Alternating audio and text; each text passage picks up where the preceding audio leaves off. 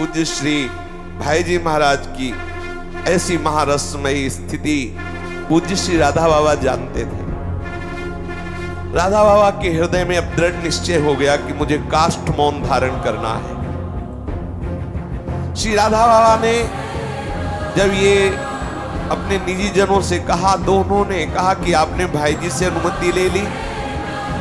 तो राधा बाबा ने कहा अनुमति अब लेने की आवश्यकता नहीं रही, क्योंकि अंदर से बैठ के भाई जी ही बोल रहे हैं, वही अंदर से कह रहे हैं। और हमें कोई संशय हो तो अब अनुमति लूं, जब वही बोल रहे हैं, वही निष्ठा दिला रहे हैं, तो पूछने की क्या जरूरत है।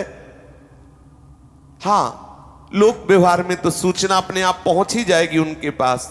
मेरा निश्चय परिवर्तनशील नहीं है, मेरा निश्चय पूर्णतया अडिग है। कोई न कोई सूचना दे ही देगा भाई जी को कि राधा बाबा काष्ठ मौन व्रत धारण कर रहे हैं, या वो बुलाना चाहेंगे तो पुनः चला जाऊंगा, उनसे बता दूंगा कि काष्ठ मौन ले रहा हूं, क्योंकि ये काष्ठ मौन श्री कृष्ण ही दे रहे हैं। श्री कृष्ण ने ही मुझे नियम बताया है कि ऐसे काष्ठ मौन रहना है। एक दो दिन में स्पष्ट कर देंगे सबको कि कौन कौन से नियम धारण करेंगे, वो श्री कृष्ण मुझे प्रेरित करेंगे, मैं बता दूंगा। अंततः समस्त भक्त मंडली में खलबली मच गई कि भाई जी महाराज तो ऐसी रुग्णावस्था को प्राप्त हो, पूज्य राधा बाबा ऐसे कठोर नियम ले रहे, किसी से न बोलना न देखना, कैसे कैसे चलेगा। भक्तों का तो जीवन ही होता है भक्तों का संग, रसमयी चर्चा, बड़ी बड़ी आंतरिक समस्याओं का एक क्षण में समाधान। अब वो कैसे होगा?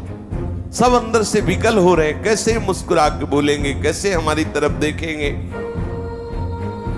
श्री भाई जी को यह सूचना दी गई कि बाबा काष्ठ मौन ले रहे हैं।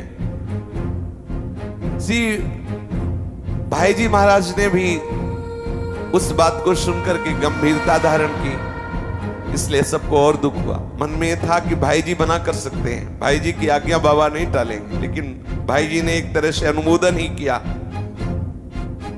श्री पोदार महाराज जी ऊपर से अश्रु बहाने लगे कि ये शरीर बीमार है और बाबा एकदम काष्ठ मौन ले रहे हैं। तो भक्तों को जो शास्त्रों लोग देश विदेश से दूर दूर से आते, गीता वाटिका भक्ति का समुद्र शब्द, ये दोनों महापुरुष कोई भी कैसा भी पतित आवे उसको भगवत चरणारविंद की आसक्ति में दृढ़ कर देना।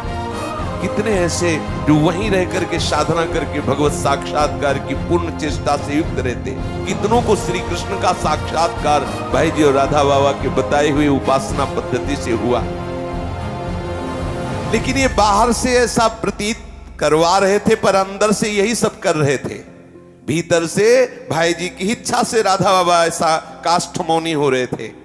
श्री पोदार महाराज श्री राधा बाबा को इतनी ऊंचाई पर विराजमान करना चाहते थे कि जो शास्त्र का महान रस सिद्धांत है, उस सिद्धांत में वो क्रम से पहुंचे, नियम से पहुंचे, जिससे लोगों को यह भी पता चले कि एक यति का स्वरूप क्या होता है, एक साधु का स्वरूप क्या होता है।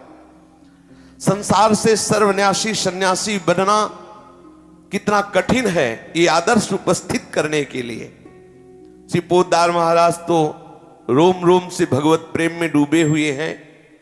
यति धर्म का सर्वोच्च आदर्श शरीर के द्वारा स्थापित करने के लिए काष्ठ मौनी व्रत का अनुमोदन ही किया एक तरह से पूज्य श्री भाई जी महाराज।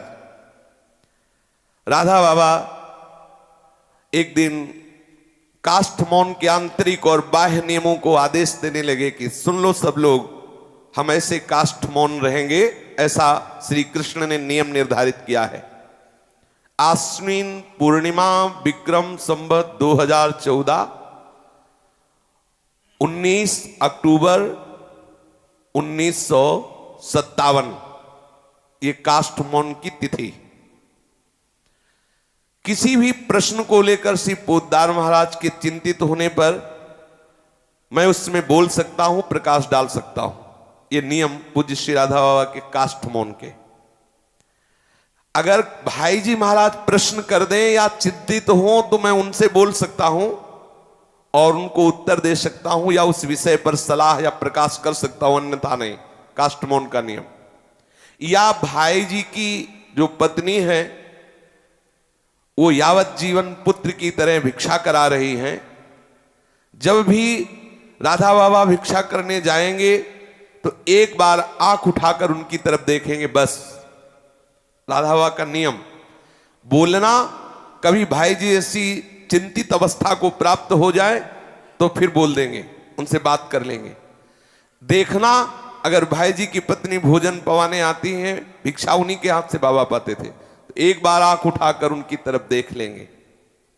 ये आंख उठाकर देखने का केवल श्री भाई जी महाराज की पत्नी, शेष किसी की ओर